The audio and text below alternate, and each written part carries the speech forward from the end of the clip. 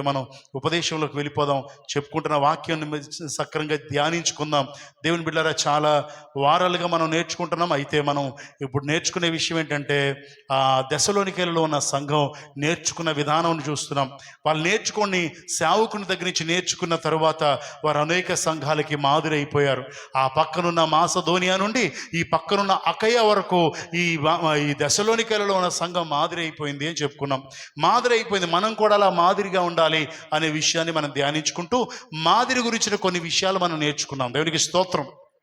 అంతకు ముందు వారం మాదిరి గురించి కొన్ని విషయాలు నేర్చుకుని, దేవుడు ఆ మోషేతో చెప్పినా ఎవరితో చెప్పినా మందిరాన్ని కట్టేటప్పుడు ఏది కట్టినా ఆయన ఒక మాదిరి చూపించాడు. ఆ మాదిరి ప్రకారంగానే చేయమని చెప్పాడు అని నేర్చుకున్నాం. ఆ మాదిరి ప్రకారంగా చేస్తేనే దేవునికి ఇష్టం.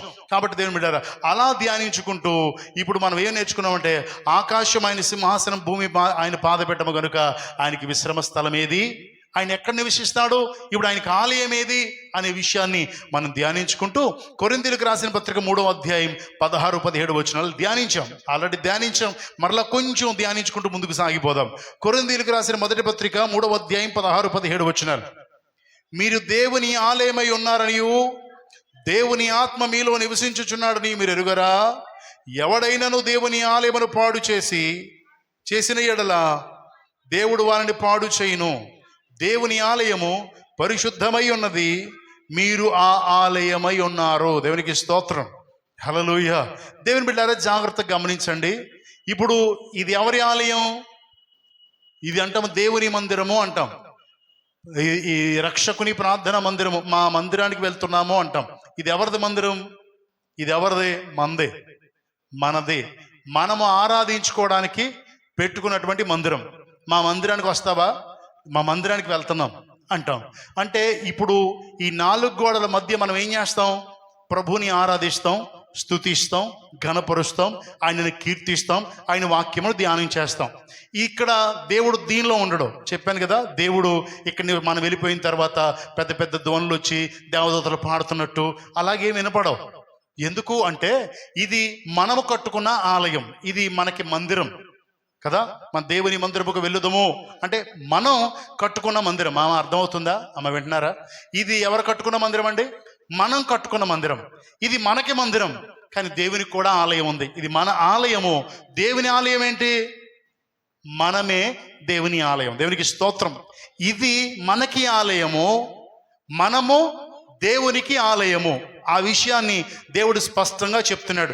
మీరు దేవుని ఆలయమై ఉన్నారు. ఇప్పుడు దేవుడు ఆలయంలో దేవుడు ఉంటాడు. సో ఇది మనం కట్టుకున్నాం ఆయన స్తుతించుకోవడానికి. మనము ఆయన మా ఆలయం. కాబట్టి ఆలయంలో ఎవరు ఉండాలా? ఆలయ ప్రదాత దేవుడు ఉండాలి. దేవునికి స్తోత్రం.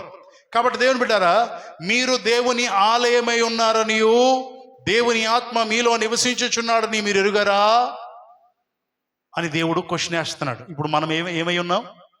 దేవునికి ఆలయమై ఉన్నామంట. ఆలయం ఎలా ఉండాలి? పరిశుద్ధంగా ఉండాలని చెప్తున్నాడు.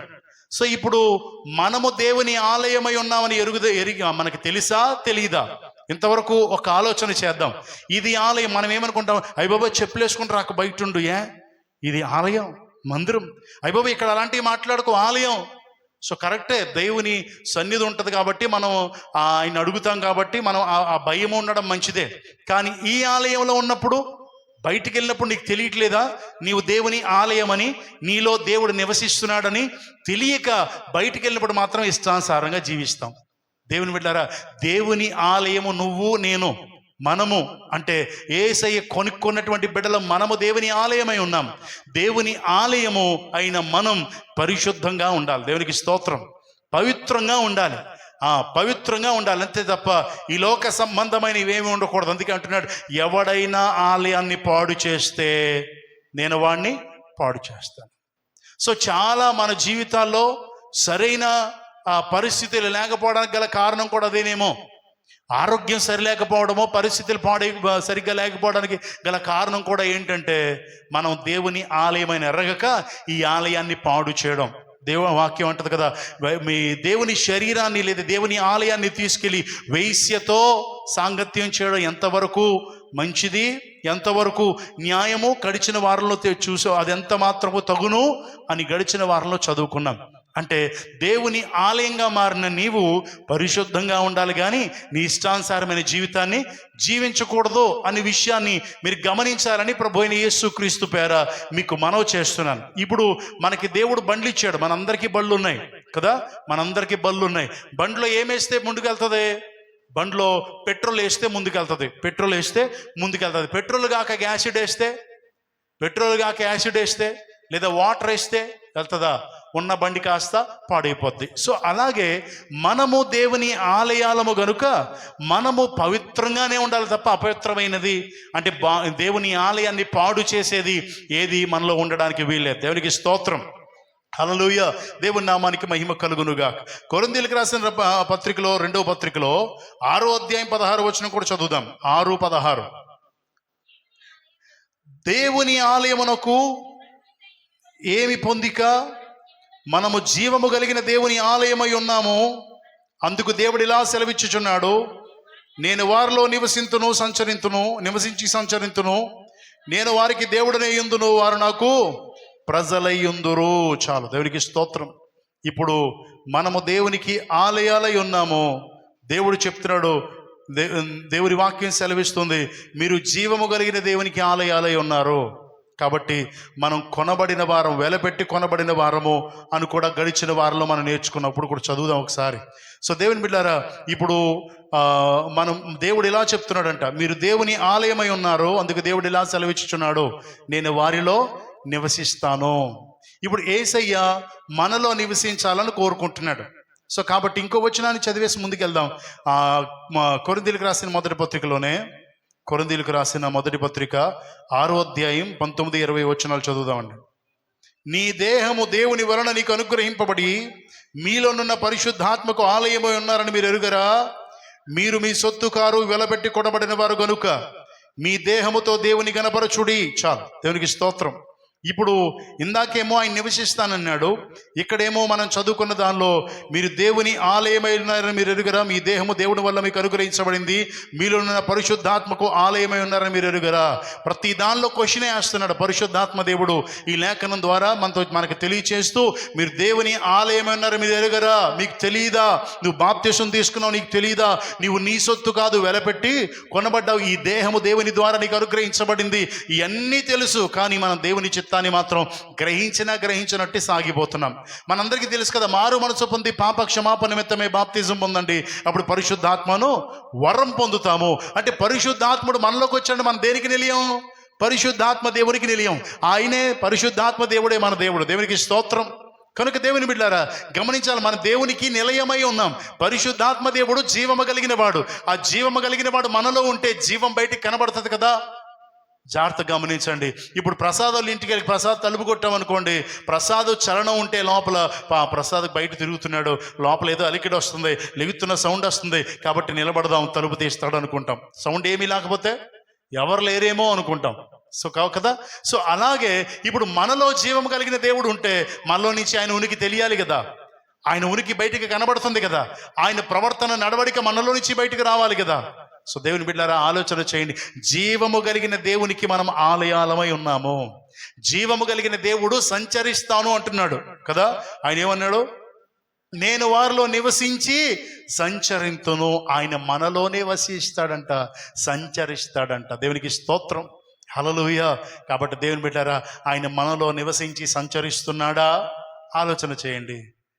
దేవుడు మనల్ని మాదిరిగా ఉంచాడు. ఇప్పుడు ఆ క్రీస్తు పోయిన అని చెప్పాను కదా, ఆ అపోస్తులైన పౌలు క్రీస్తు పోలికలోనికి మార్చబడ్డాడు.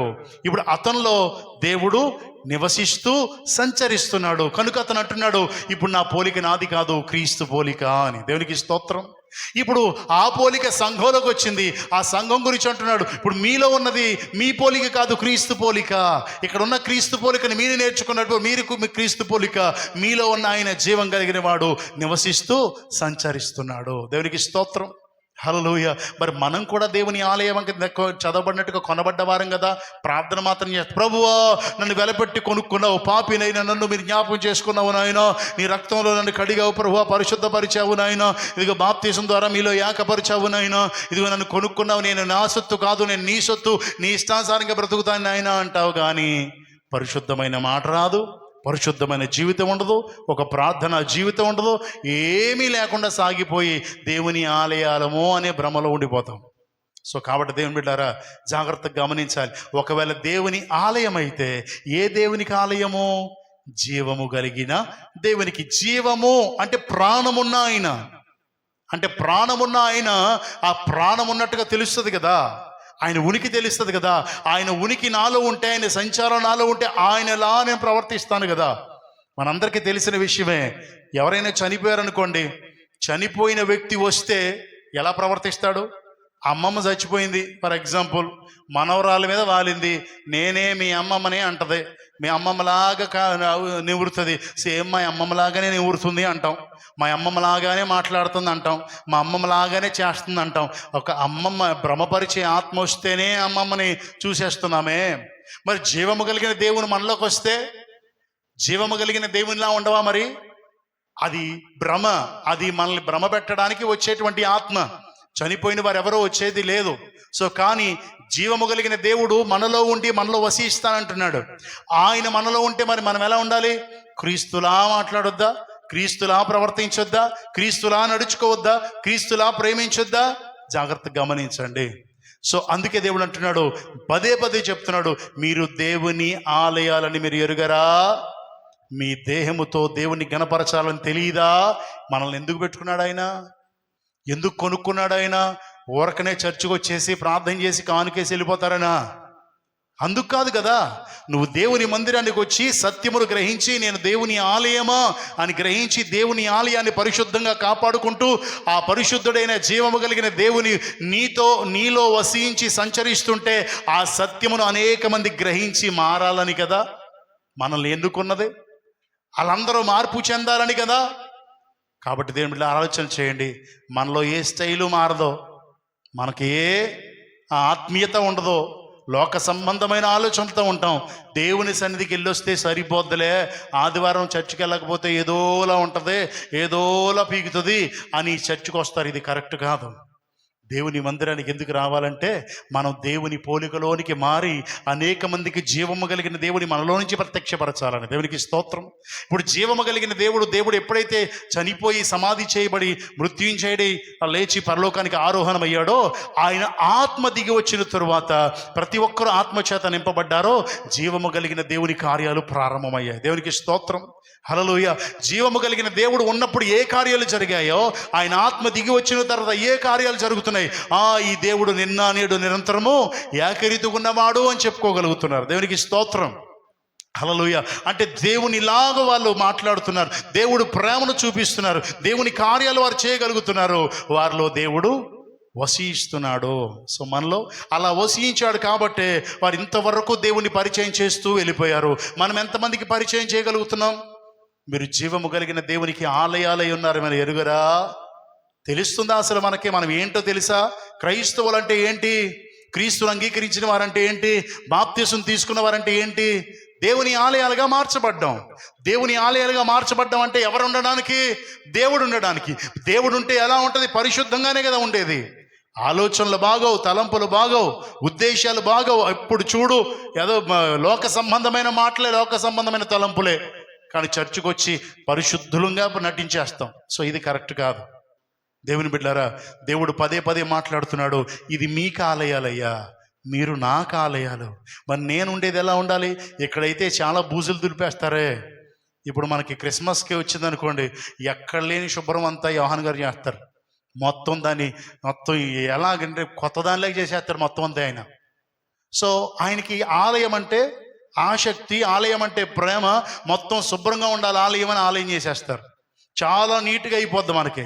సో ఇప్పుడు మరి ఈ ఆలయం, ఇది మనకి ఆలయం, మరి దేవుని ఆలయం, మరి ఆయన ఎలా శుభ్రం చేసుకుంటున్నారు ఈ ఆలయాన్ని, అలా మనం కూడా మన ఆలయాన్ని శుభ్రం చేసుకోవాలి కదా. దేవుడు నివసించడానికి యోగ్యమైనదిగా తయారు చేసుకోవాలి కదా. అలా ఉంటేనే కదా జీవము కలిగిన దేవుని ప్రత్యక్షపరచగలం. అర్థమవుతుందా అమ్మ? అర్థమవుతుందా? అలా ఉంటేనే కదా జీవము కలిగిన దేవుని ప్రత్యక్షపరచగలం. దేవునికి స్తోత్రం. హల్లెలూయా. కాబట్టి దేవుని బిడ్డలారా గమనించాలి, అలా ఉంటావు అని దేవుడు నిన్ను కొనుక్కున్నాడు. ఎందుకు కొనుక్కున్నాడు? నీ ద్వారా ఆయన నామం గణపరచబడాలని. అంటే నువ్వు ఒక పాట పాడేసి కనపరుస్తావని కాదు, ప్రార్థనిస్తే ఇంత బారు ప్రార్థన చేసి కనపరుస్తావని కాదు. ఎందుకు అంటే నీవు ఆయనకు ఆలయంగా మారి ఆయనను ప్రత్యక్షపరిచి అనేక మందికి క్రీస్తుని కనపరిచి ఆయనను కనపరుస్తావని. కానీ నేటి దినాల్లో సంఘం ఏంటంటే వెళ్ళామా వచ్చామా, ఎవరు పోలున్నావురా బాబు నువ్వు అంటే నేను హీరో పోలున్నాను, క్రికెటర్ను పోలున్నాను, వాళ్ళ పోలున్నాను, వీళ్ళ పోలున్నాను అంటావు. ఏ నామమున బాప్తీసం పొందావో ఆ దేవుణ్ణి మాత్రం తెలుసుకో. అంటే దాని అర్థం ఏంటంటే అది చెప్పేటువంటి సేవకుడు సరిలేక, సేవకుళ్ళు ఆ పోలికుంటే ఈ పోలికలోకి మారాలరా బాబు అని చెప్తాడు. సో సేవకుల్లోనే ఆ పోలిక లేకపోతే బాప్తిస్మా ఓకే అంటాడు. కానీ బాప్తిసం గురించి నేను ఎలా తీసుకున్నానో తెలుసు కాబట్టి మీ అందరికీ అలా బాప్తిసం తీసుకోండి అని చెప్పాను. నేను నార్మల్గా బాప్తిసం తీసుకుని నార్మల్గా సాగిపోతే మీకు నార్మల్ బాప్తిసమే ఇచ్చేవాడిని. సో నార్మల్ అబ్నార్మల్ అని కాదు నేను చెప్పేది, యోగ్యంగా తీసుకోవాలి. ఏదైనా బాప్తిసం కూడా ఎలా తీసుకోవాలో అలాగే తీసుకోవాలి. అయితే నేను చెప్పేటువంటి మాట జాగ్రత్తగా వినండి. బాప్తిసం తీసుకున్న తర్వాత పరిశుద్ధాత్మని వరాన్ని పొందామంటే పరిశుద్ధాత్మక నిలయంగా మారిపోయాం మనం. పరిశుద్ధాత్ముడు ఎవరంటే పరిశుద్ధుడు. సో మనం పరిశుద్ధాత్మక నిలయం అయ్యామంటే అపరిశుద్ధమైన మాట రాకూడదు. జాగ్రత్తగా గమనించాలి. ఇవన్నీ దేవుడు మనకు మాదిరి చూపించాడు. సో కనుక దేవుని బిడ్డారా, ఇప్పుడు మనం అనేక మందికి మాదిరి చూపించాలి. ఇప్పుడు ఈ ఆలయంలో అలాగే వెళ్ళేవారు, ప్రార్థన జరుగుతుందో ఏమని తెలుసు, ఇది దేవుని మందిరమో లేదా ఆలయమో, ఇక్కడ ఆలయం ఉంది అని తెలుసు. ఈ ఆలయంలో ఏం జరుగుద్ది, ఆరాధన జరుగుద్ది అని తెలుసు. ఆదివారం అలా వెళ్తుంటే పాటలు వినబడుతున్నాయి, ప్రార్థన వినబడుతుంది, చక్కగా వాక్యం వినబడుతుంది, వెళ్ళిపోయారు ఆలయం ఉంది. నువ్వు ఆలయం అయితే నీలోంచి ఏం కనబడాలా, నీలోంచి కూడా స్తుతి రావాలి కదా, నీలోంచి కూడా దేవుణ్ణి గణపరిచేటువంటి మాటలు రావాలి కదా. ఎంతసేపు ఆలయమే కానీ అనుకుంటున్నావు, కానీ వచ్చేయన్నీ బూతులే, వచ్చేయన్నీ చెడ్డ ఆలోచనలే, వాళ్ళ మీద వీళ్ళ మీద ఆలోచనలు, వాళ్ళ మీద వీళ్ళ మీద తలంపులు. అంటే నువ్వు దేనికి నిలయమై ఉన్నావు, పరిశుద్ధాత్మకను కాదు, అపరిశుద్ధతకి నిలయం. అపరిశుద్ధతకి నిలయం అంటే సాతానికి నిలయం అని అర్థం. సో కాబట్టి దేవుడు లేడు అంటే వెంటనే ఆ స్థానంలో ఎవడొకడు ఉంటాడు, వాడెవడో సాతాను. సో కనుక దేవుని బిడ్డారా గమనించాలి, దేవుడు ఉన్నాడనే భ్రమలో మాత్రం ఉండిపోకండి. దేవుడు ఉన్నాడు అని భ్రమలో మాత్రం ఉండిపోవద్దని ప్రభువు యేసుక్రీస్తు పేర మీకు మనవి చేస్తున్నాను. దేవునికి స్తోత్రం, హల్లెలూయా. దేవుని నామానికి మహిమ కలుగునుగాక.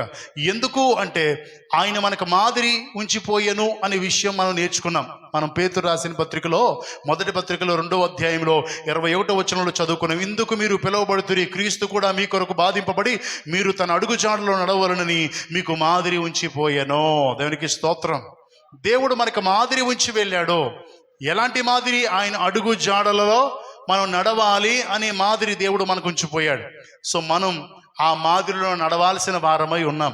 కనుక దేవుని బిడ్డారా కింద రాయబడి ఉంటుంది, ఆయన బాధించబడ్డాడు, ఆయనలో ఏ పాపము లేదు, ఆయన ఏ దోషము లేదు, ఆయన బాధించబడ్డాడు, దూషించబడ్డాడు, ఆయన శ్రమ పట్టబడ్డాడు, తిరిగి బదులు పలకలేదు. దేవునికి స్తోత్రం. తిరిగి బదులు పలకలేదు ఆయన. సో అలా మీరు కూడా అట్టి మనసు కలిగి ఉండాలి కదా అని దేవుడు సెలవిస్తున్నాడు. కనుక దేవుని బిడ్డారా మనం దేవుడు చూపించిన మార్గంలో మాదిరిలో సాగిపోవలసిన వారమై ఉన్నాం. యేసయ్య చూపించిన ఒక మాదిరి చూద్దాం. యోహాను రాసిన 13వ సువార్త 13వ అధ్యాయం, యోహాను సువార్త 13వ అధ్యాయం 15వ వచనం చదువుదామండి. యోహాను సువార్త 13వ అధ్యాయం 15వ వచనం. నేను మీకు చేసిన ప్రకారము మీరును చేయవలనని మీకు మాదిరిగా ఇలా చేసి తిని. చాలు, దేవుడు చెప్తున్న మాట. యేసుక్రీస్తు ప్రభు ఈ లోకంలో ఉన్నప్పుడు ఆయన నోట చెప్పిన మాట. ఆయన ఏమంటున్నాడంటే, నేను మీకు చేసిన ప్రకారంగా ఒక మాదిరి చూపించాను, మీ అందరికీ ఆదర్శకరంగా ఒక మార్గం చూపించాను, మీరు అలా చేయండి. నేను మీకు చెప్పిన ప్రకారము మీరు చేయవలనని మీకు మాదిరిగా ఇలా చేసి తిని అని దేవుడు చెప్పాడు. యేసుక్రీస్తు ప్రభు అలా చేశాడంట. ఎలాగో కొన్ని విషయాలు నేర్చుకుందాం. దేవునికి స్తోత్రం. అలా మనం చేస్తున్నామా అనేది ప్రాముఖ్యం. దేవుడు ఏమన్నాడు, అలా మీరు కూడా చెయ్యండి అని శిష్యులతో చెప్పాడు. ఆ మాట ఈ దినాన మనతో కూడా మాట్లాడుతున్నాడు. సో ఈ మాదిరిలో మనం మాదిరిగా ఉన్నామా అనే విషయాన్ని గమనించుకోవాలి. ఒక విషయం తెలుసా, సువార్తలు ఎన్నంట అమ్మ, సువార్తలు ఎన్ని? 4 సువార్తలు. చెప్పండి. ఉమ్, ఆ, ఆ, యోహాను సువార్త 4. 5వ సువార్త ఉందంట అమ్మా. మనమే సువార్త అని చక్కగా చెప్పేస్తాం కదా. మనమే సువార్త అంటే మత్తయి మొదలుకొని యోహాను వరకు ఉన్నదంతా మనలో ఉంటే మనం సువార్త. ఊరకనే సువార్త అయిపోం. మత్తయి సువార్త 1వ అధ్యాయం మొదలుకొని చివరి వరకు, మార్కు సువార్త 1 నుంచి చివరి వరకు, లూకా సువార్త 1 నుండి చివరి వరకు, యోహాను సువార్త 1 నుండి చివరి వరకు ఏ సువార్త అయితే ఉందో అలా మనం మారితే మనం సువార్త. అంతేగాని సువార్త అమ్మని పేరు పెట్టేసుకున్నంత మాత్రం సువార్త కాదు. సో ఈ సువార్త ఎక్కడ కనబడాలా? మనలో ఆ సువార్తకు అనుగుణంగా మనల్ని మలుచుకుంటే అప్పుడు మనం సువార్త. అంటే మన మాట, మన ప్రవర్తన బట్టి వారి యేసయ్యనికి తెలుసుకోవడం, అప్పుడు మనం సువార్త. దేవునికి స్తోత్రం. అంతేగాని ఊరికనే సువార్త కాదు. చాలామంది చెప్తారు 5 సువార్తలు, మనం అందరూ 5 సువార్తలు కాదు. నువ్వు అలా మార్చబడాలని దేవుడు ఆశపడుతున్నాడు. నువ్వు అలా మార్చబడాలి అంటే దేవుడు చెప్పిన వాక్య ప్రకారంగా నువ్వు నడుచుకోవాలి. దేవునికి స్తోత్రం. ఇప్పుడు దేవుడు మనకు మాదిరి ఉంచి వెళ్ళాడు. ఆ మాదిరి ప్రకారంగా నువ్వు నేను ఉండాలి అని చెప్తున్నాడు. అలా చెయ్యండి అని చెప్పాడు. ఇప్పుడు ఏంటా మాదిరి అని మనం ఆలోచిస్తే, దేవుడు ఇంకా ఎక్కడి నుంచి వచ్చాడో అక్కడికి వెళ్ళిపోయే సమయం ఆసన్నమైంది. ఆయన వచ్చిన చోటకి తిరిగి వెళ్ళాల్సిన వాడై ఉన్నాడు. ఇలా వెళ్ళాల్సిన వాడై ఉన్నప్పుడు యేసుక్రీస్తు ప్రభు పస్కా విందును ఆయన శిష్యులతో పాటు భుజించాలనుకున్నాడు. వెళ్ళారు. ఆ యొక్క విందంతా రెడీ అయింది. విందు చేస్తూ ఉంటుండగా దేవుడు ఒక ఆలోచన కలిగి వెంటనే ఆ యొక్క పై వస్త్రాన్ని తీసి పక్కన పెట్టి శిష్యుల పాదాలు కడగడానికి సిద్ధపడ్డాడు. ఇప్పుడు ఆయన పాదాలు కడిగే ముందు తన స్థితిని పక్కన పెట్టాడు. తన యొక్క సమస్తాన్ని పక్కన పెట్టాడు. ఇప్పుడు విధేయతతో లేదా తగ్గింపు స్వభావంతో కడగడానికి సిద్ధపడుతున్నాడు. అయితే దేవుని బిడ్డలారా, ఒక మాట నేను చెప్పనివ్వండి. ఇప్పుడు ఎంతమంది శిష్యులు అక్కడ అమ్మా? ఎంతమంది శిష్యులు? 12 మంది శిష్యులు. ఈ 12 మందిలో ఒకడి పేరు ఇస్కరియోతు యూదా. ఇప్పుడు ఇస్కరియోతు యూదాలో అప్పటికే సాతాను ప్రారంభమైంది. అక్కడ వాక్యంలో అప్పటికే సాతాను ప్రేరేపణ చేత ఉన్నాడు ఇస్కరియోతు యూదా. ఇప్పుడు యేసుక్రీస్తు ప్రభు ఆ శిష్యుల పాదాలు కడగడానికి ప్రారంభించినప్పుడు ఆయన తన వస్త్రాన్ని తీసి పక్కన పెట్టాడు. ముందుగా తండ్రితో కూడా సమానంగా నుండితే విడిచిపెట్టకూడని భాగ్యమని ఎంచక మన కొరకు దీనుడిగా ఈ లోకానికి వచ్చాడు. ఈ లోకానికి దీనిగా వచ్చినటువంటి యేసుక్రీస్తు ప్రభు శిష్యుల పాదాల వరకు వంగడానికి ఇష్టపడ్డాడు. అక్కడ వరకు తగ్గించుకోవడానికి ఇష్టపడ్డాడు. ఇప్పుడు శిష్యులు ఆ యేసుక్రీస్తుని ఎలా పిలిచేవారు అంటే బోధకుడా అని పిలిచేవారు. రెండోది ప్రభువా అని పిలిచేవారు. బోధకుడా అంటే గురువు ఎప్పుడైనా శిష్యుల ముందు వంగుతాడా? సో శిష్యుల ముందు గురువు పెద్దోడా, శిష్యులు పెద్దోళ్ళా? గురువే పెద్దోడు. సో ప్రభువా అంటే అధికారి అని ఒకసారి మాట్లాడుకున్నాం. ప్రభువు అంటే అధికారి, సమస్తానికి అధికారి అయిన దేవుడు, సర్వాధికారి అయిన దేవుడు. ఆయనని ప్రభువా అని సంబోధించేవారు, బోధకుడా అని సంబోధించేవారు.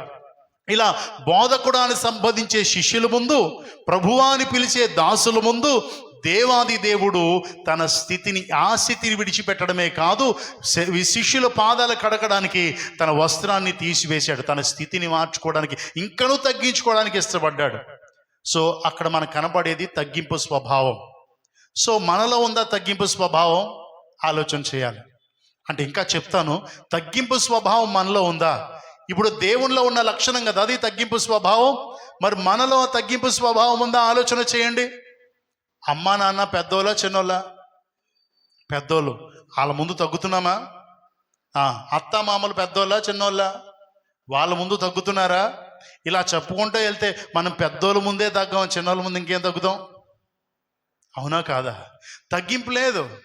ఇప్పుడు యేసుక్రీస్తు ప్రభు, మా అత్త గురించి మీకు తెలియదండి, మా మామ గురించి మీకు తెలియదండి, మా అమ్మ గురించి నాన్న గురించి లేదా మా భర్త గురించి మీకు తెలియదండి. వాళ్ళ మామూలు కాదండి బాబు, వాళ్ళ మామూలు కాదండి బాబు. ఇప్పుడు యేసయ్య కడుగుతున్నప్పుడు ఇస్కరియోతు యూదాని, రే నువ్వు పక్కకి వెళ్ళిపో, నీకు ఇక్కడ పని లేదు, సాతానా పో అన్నాడు దేవుడు. మొత్తం అందరినీ కడిగాడా? పేతురుది ఇంకా ఉంది, పేతురుది ఉంది, చూద్దాము. అయితే దేవుని బిడ్డలారా, ఇప్పుడు మొత్తం అందరినీ కడుగుతున్నప్పుడు ఇస్కరియోతు యూదాని కూడా కడిగాడు. ఇస్కరియోతు యూదాలు అప్పటికి ఎవరున్నారు? సాతాను ఉన్నాడు. సాతాను ఉన్నప్పటికీ సాతానా పో అని అనలేదు, నువ్వు మంచోడు కాదురా అని అనలేదు. ఏమీ అనకుండా ఇస్కరియోతు పాదాలు కూడా దేవుడు కడిగాడు.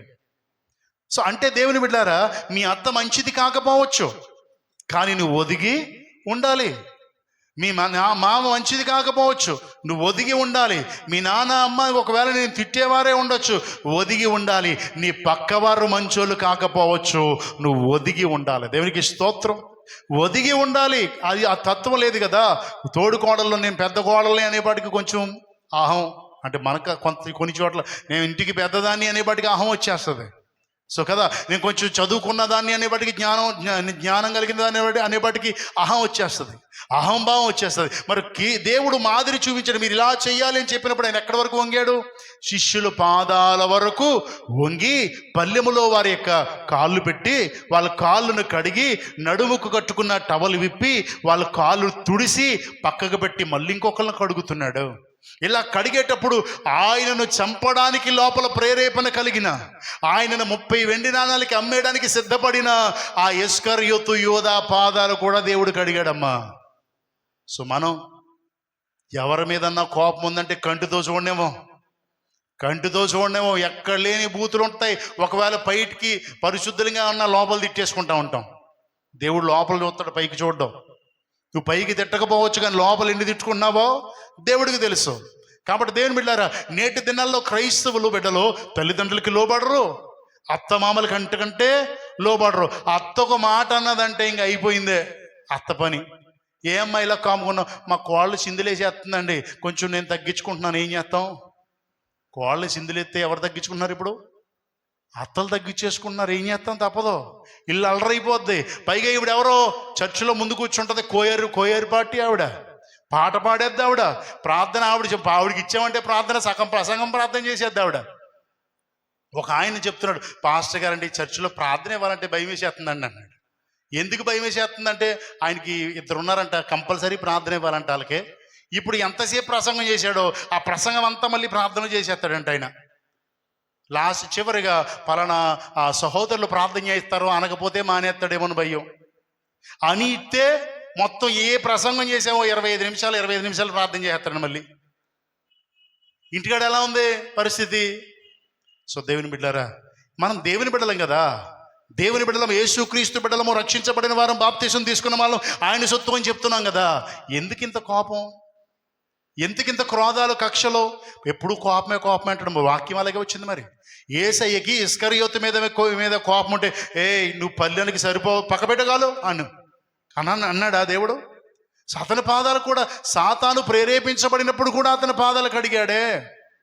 అంటే ఒక విషయం తెలుసా, మనం పోరాడేది మనుషులతో కాదు, ఇస్కరియోతు యోధాతో కాదు, లోపల ప్రేరేపించి. అతను ఎవరు ప్రేరేపించినట్టు రాయబడి ఉంది? సాతాను చేత ప్రేరేపించబడి. సో మనం మనుషులతో పోరాడాల్సిన అవసరం లేదు, ఆ మనుషులను మన మీద కుసుగొలిపిన సాతానుతో పోరాడాలి. ఇప్పుడు ప్రసాద్ తిట్టేశాడు అనుకోండి, ప్రసాద్ నీ అంత చూస్తానంటే ఉపయోగం ఏమి లేదు. అతన్ని అలా ప్రేరేపించిన సాతానుతో చూసుకోవాలి. ఇప్పటివరకు బాగున్నాడు కదా మరి. సో సాతాను దురాత్మల సమూహంతో పోరాడాలి, మనుషులతో కాదు. అందుకే నేను చెప్తాను, క్రైస్తవుడికి ఎవరైనా విరోధి, పలానాడికి నాకు మాటలు లేవంటాడు, క్రైస్తవుడే కాదని చెప్తాను. సో దేవుడు అందరినీ చేశాడు, మనుషులందరూ ఆయన చేత నిర్మించబడిన వారే. కాబట్టి ఆయన బిడ్డలమైన మనం అందరినీ ప్రేమించాల్సిన వారమే. దేవునికి స్తోత్రం. భార్య భర్తల్లో కూడా ఉంటుంది, నేను ఎక్కువ నువ్వు తక్కువ, నేను భర్తనే, నేను చెప్పినట్టు నువ్వు వినాలా.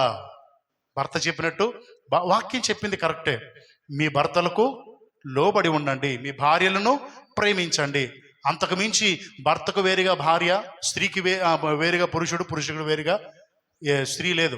ఎవరో ఎక్కువ కాదు, ఎవరో తక్కువ కాదు. ఒక విషయం చెప్పనా, పురుషుడు తన తల్లిని తండ్రిని విడిచిపి భార్యను హత్తుకొనును, వారు ఏమవుతారు అమ్మా?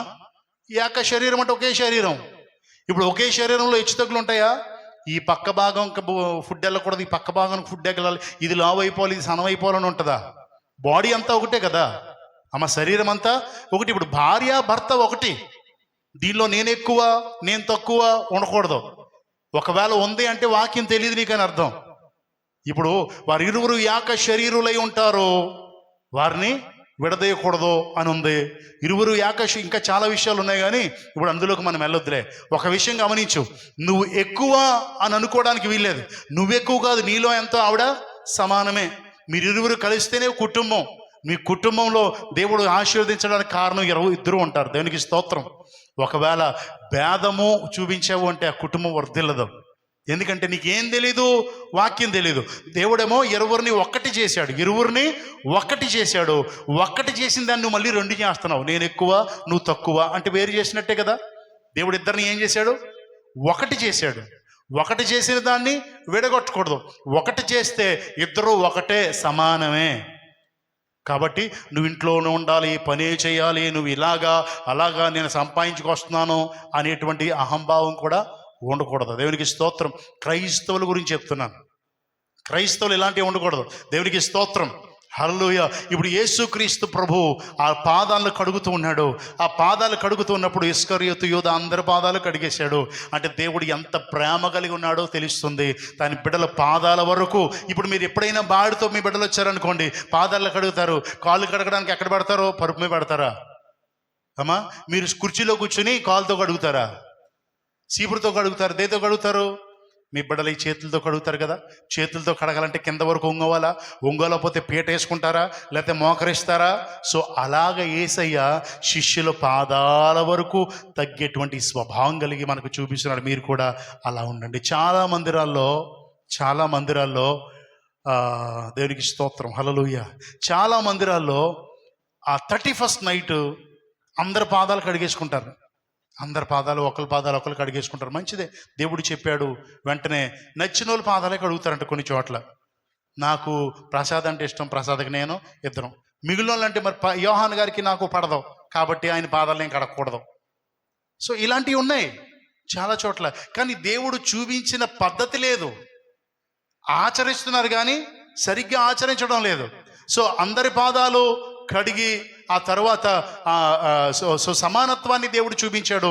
కానీ ఈ లోకంలో అలా కడగడం లేదు. ఇదేదో ఆచారబద్ధంగా అందరం కడుక్కోవాలి, ఒకరికొకరు కడిగేసుకోండి, నీకు నాకు మాటలు మా ఇద్దరు ఫ్రెండ్స్ కదా మనం కడిగేసుకుందాం కాదు. శత్రువుతో సహా దేవుడు ఆ పాదాలు కడిగినట్టుగా మనం చూస్తున్నాం. దేవునికి స్తోత్రం. అంటే సమానత్వము. దేవుడు అందరినీ ఒకేలా ప్రేమించాడు. సో మనం కూడా అందరినీ ఒకేలా ప్రేమించాలి. మనం తగ్గి ఉండాలి హెచ్చించబడ్డానికి. ఒకవేళ హెచ్చించుకున్నాం అనుకో, దేవుని కంటే గొప్పడువా? ఆయన పాదాల దగ్గరకు వరకు వంగడు కదా. నువ్వు దేనిలో గొప్ప? సర్వ సృష్టికి కారణభూతుడైన దేవుడు శిష్యులు పాదాల వరకు వంగి పాదాలను కడిగి అంతగా తగ్గించుకున్నాడు కదా. నువ్వు దేనిలో గొప్పని హెచ్చింపు? కాబట్టి దేవుని బిడ్డలారా గమనించండి.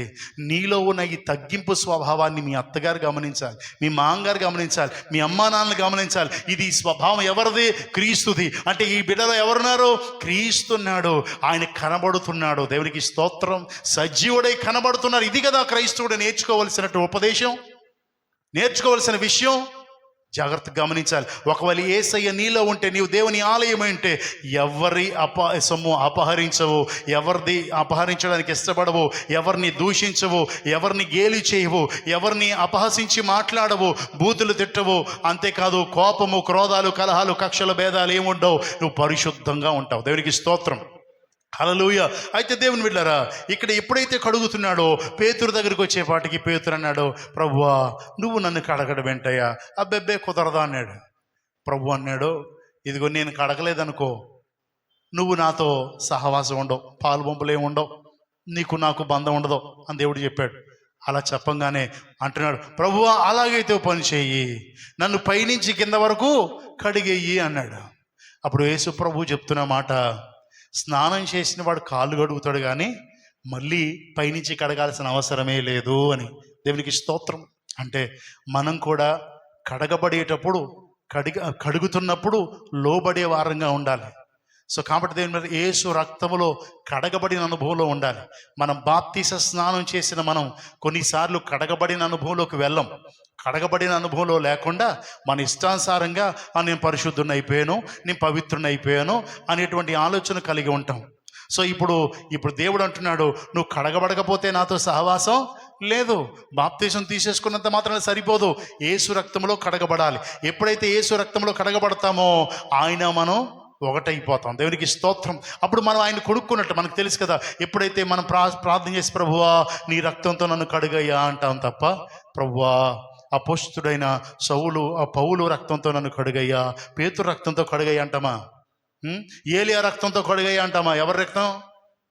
యేసు రక్తం. దేవునికి స్తోత్రం. ఇప్పుడు యేసు రక్తంలో కడగబడ్డ మనం, అంటే మన పాప శిక్షను దేవుడు అనుభవించి విమోచనిచ్చిన దేవుని రక్తంలో కడగబడిన మనకి ఆయనకి అనుబంధం ఏర్పడుద్ది. ఈ అనుబంధం ఏర్పడినప్పుడు ఆయన మనం ఒకటవుతాం. దేవునికి స్తోత్రం. ఆయన మనం ఒకటైనప్పుడు అంటే బాప్తిజం తీసుకుంటాం, యేసు రక్తంలో కడగబడతాం, పరిశుద్ధాత్మని వరాన్ని పొందుతాం. అప్పుడు మనము దేవునికి ఆలయం అవుతాం. దేవునికి స్తోత్రం. హల్లెలూయా. దేవుని నామానికి మహిమ కలుగునుగాక. అయితే యోహాను రాసిన మొదటి పత్రిక 1వ అధ్యాయం 7, 8, 9 వచనాలు చదువుదామండి. యోహాను రాసిన మొదటి పత్రిక 1వ అధ్యాయం 7, 8, 9 చదువుతలే. అయితే ఆయన వెలుగులోనున్న ప్రకారము మనము వెలుగులో నడిచిన ఎడల మనము అన్యోన్య సహవాసము గలవారమయ్యుందుము.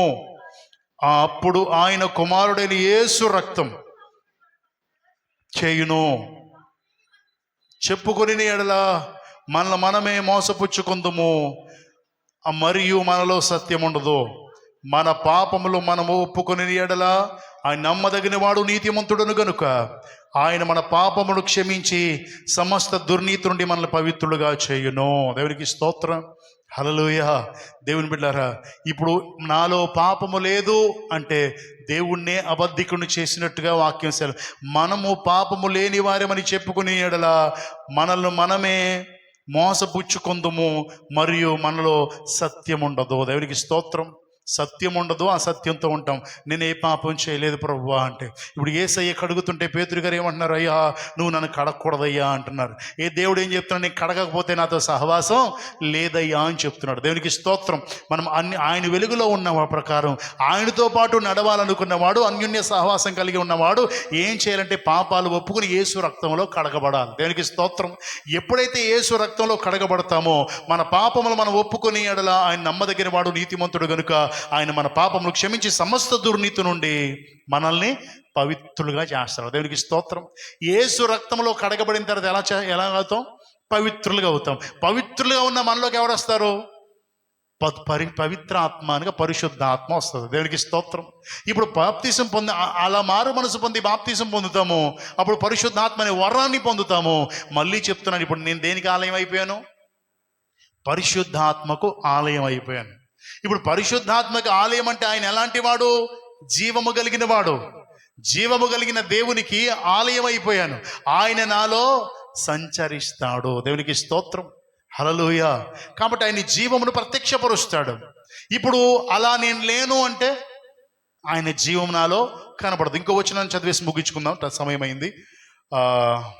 యోహాను రాసిన మొదటి పత్రికలోనే 2వ అధ్యాయం 6వ వచనం, 2:6.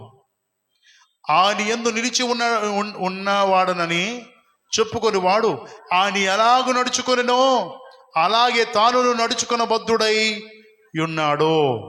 మనం ఆయన యందు ఉన్నామని దీనివల్ల తెలుసుకొనుచున్నాము. చాలు. దేవునికి స్తోత్రం. ఇప్పుడు సేవకుడిగా నేను దేవుని యందు ఉన్నాను అని చెప్పుకుంటున్నాను. దేవుని యందు ఉన్నానని మీకు ఎలా తెలియాలా? నేను దేవుని యందు ఉన్నానని ఇప్పుడు కిందకి వెళ్ళిపోయి పాస్టర్ గారితో దెబ్బలాట, పిల్లలతో దెబ్బలాట, కేకలేసి బయటికి వెళ్ళిపోయి ఎప్పుడుకో వచ్చి మళ్ళీ కేకలేసి అటు వెళ్ళిపోయి ఇటు వెళ్ళిపోతే మా పాస్టర్ గారు దేవుని యందు ఉన్నారు అనుకుంటారు మీరు?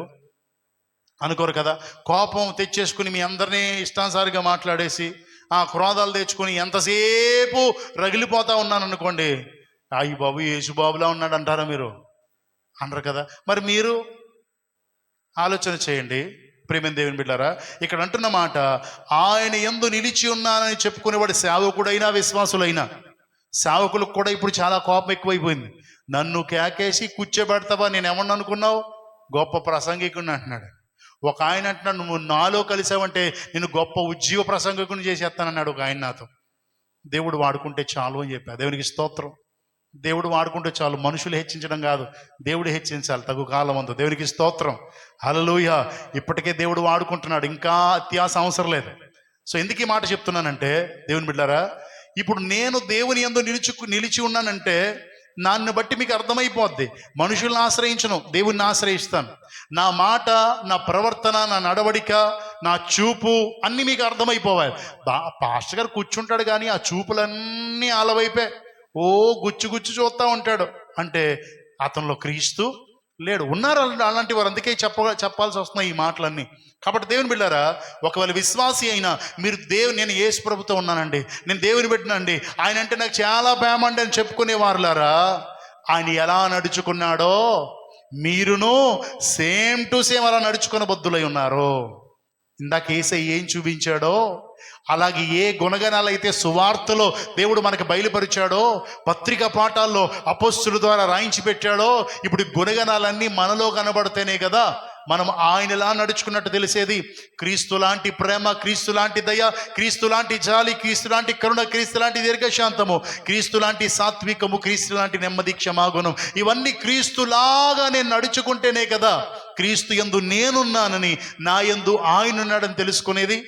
కాబట్టి దేవుని బిడ్డారా, ఇక్కడ అంటున్నమాట, ఆయన ఎలా నడుచుకునో అలాగే తనును నడుచుకున్న బద్ధుడై ఉన్నాడు.